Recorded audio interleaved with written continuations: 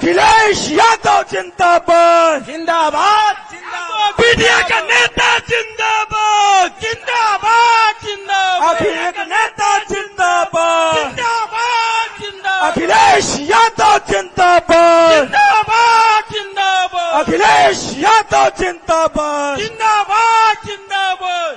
अखिलेश यादव जिंदाबाद, अखिलेश यादव जिंदाबाद। सबसे पहले सांसद प्रकोष्ठ, सबसे पहले तो मैं यहां पर उपस्थित एक एक हमारा आदरणीय बुजुर्ग, यहां पर उपस्थित हमारे बड़ी संख्या में नौजवान साथी, उपस्थित सभी हमारे कांग्रेस और समाजवादी पार्टी और गठबंधन के प्रत्याशी से लेकर के जितने भी हमारे मंच पे नेता हैं, उन सब का मैं विशेष धन्यवाद और आभार प्रकट करूंगा कि इतने घंटों के कार्यक्रम जिसमें विलंब से मैं पहुंचा हूं, उसके बावजूद भी आप लोग इतने जोश और उत्साह के साथ खड़े हैं। मैं आप सबका बहुत बहुत धन्यवाद और आभार प्रकट करता हूं। जब इतने घंटे से आप यहां पर हैं, भैया सांस्कृतिक प्रकोष्ठ भी है, पूरा मैदान, भैया सांस्कृतिक प्रकोष्ठ भी इधर है, पूरा मैदान जो मुझे दिखाई दे रहा है, कोई भी हमारा नेता कार्यकर्ता अभी हटा नहीं है। यादव जिंदाबाद, कोई कार्यकर्ता नहीं हटा है। इसका मतलब ये है कि विरोधी लोग जान गए होंगे आज कि यहां से समाजवादी पार्टी की प्रत्याशी ज्योतिबेन जी ऐतिहासिक वोटों से जीत करके जा रही हैं।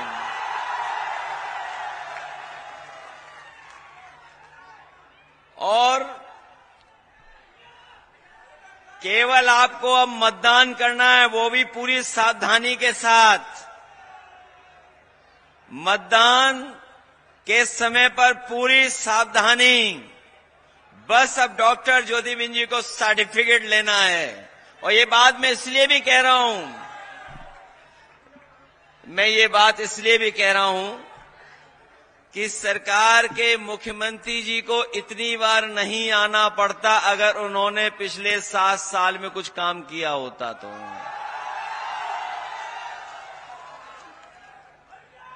7 साल। अभी दिल्ली की सरकार का हिसाब किताब नहीं जोड़ा है मैंने। उत्तर प्रदेश की सरकार और दिल्ली वालों की सरकार, बताओ कितने सालों से चल रही है, और उसके बावजूद भी पूरी सरकार लगी हुई है यहां पर। न केवल सरकार लगी हुई है, जब उन्हें पता लग गया कि जनता उनका साथ नहीं दे रही है, तो उन्होंने अधिकारियों को आगे कर दिया, कर्मचारियों को आगे कर दिया। लेकिन अधिकारी और कर्मचारी मनी मन ये जानते भी हैं कि अब भारतीय जनता पार्टी बचने वाली नहीं है यहां पर। और तब वैसे तो कुछ चीजें बहुत लोकप्रिय हो जाती हैं, कभी कभी कारण नहीं पता लगता है कि क्यों लोकप्रिय हो रही हैं चीजें। लेकिन इधर आपकी विधानसभा की कुछ चीजें, कुछ घटना बड़ी लोकप्रिय हो गईं। मुझे पता नहीं था कि यहां मटन युद्ध भी हुआ है। वैसे तरह तरह के युद्ध हम लोगों ने देखे हैं। ये इतिहास में दर्ज हो गया मटन युद्ध। ये जो मटन युद्ध हुआ है, ये जो खींचातानी मची है, ये तो आपको देखने को मिल गई।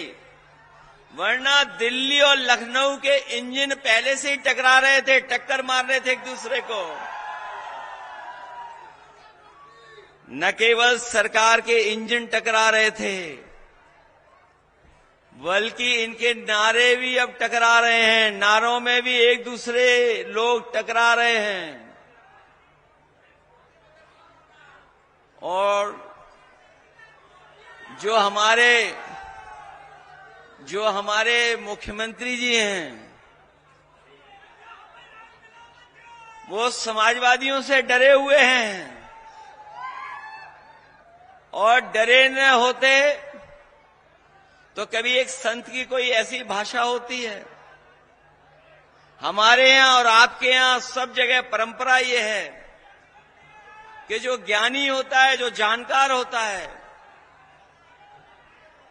वो कम बोलता है और मौन रहता है। इसीलिए हमारे आपके यहां मौनी बाबा, मौनी परंपरा है। लेकिन हमारे मुख्यमंत्री जी को तो कुछ उल्टा पुल्टा ही समझ में आता है। क्या नारा दे रहे थे वो? बटेंगे तो कटेंगे। लेकिन पीडीए के लोगों ने कह दिया हम लोग जोड़ेंगे और जीतेंगे भी। ये जो एनडीए वाले लोग हैं, ये एनडीए वाले लोग नकारात्मक हैं, ये नेगेटिव लोग हैं। और इनकी जो एनडीए की शुरुआत होती वो नकारात्मक शुरुआत है। एन मतलब नकारात्मक। और ये नकारात्मक केवल हमारे आपके लिए नहीं है, ये नकारात्मक लोग हैं हमारे दलित भाइयों के लिए। ये नकारात्मक लोग हैं हमारे पिछड़ों के लिए। ये नकारात्मक हैं आदिवासियों के लिए। ये नकारात्मक हैं हमारे अल्पसंख्यक भाइयों के लिए। और इनकी नकारात्मक सोच है हमारी आदि आबादी के लिए भी। ये एनडीए के लोग और खासकर भारतीय जनता पार्टी के लोग नकारात्मक लोग हैं। और सोचिए क्या फुल फॉर्म निकाला हमारे मुख्यमंत्री जी ने। पीडीए का फुल फॉर्म कुछ निकाला था किसी सभा में। मुझे ये समझ में नहीं आया कि एच कहां से आ गया, पावर हाउस कहां से बन गया पीडीए। और सोचिए पीडीए से इतने डरे हुए हैं कि इन्हें डीएपी की बोरी भी पीडीए नजर आ रही है। जो डीएपी है वो भी इन्हें पीडीए नजर आ रहा है। सोचो आप, इतने घबराए हुए हैं।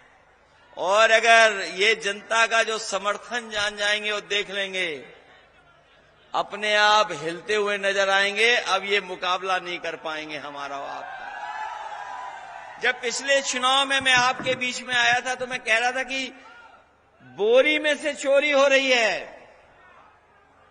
लेकिन हमारे किसान भाई जानते होंगे, गरीब जानते होंगे, अब तो डीएपी की पूरी बोरी चोरी हो गई। कहीं डीएपी मिल रही हो किसानों को तो बताओ हमें।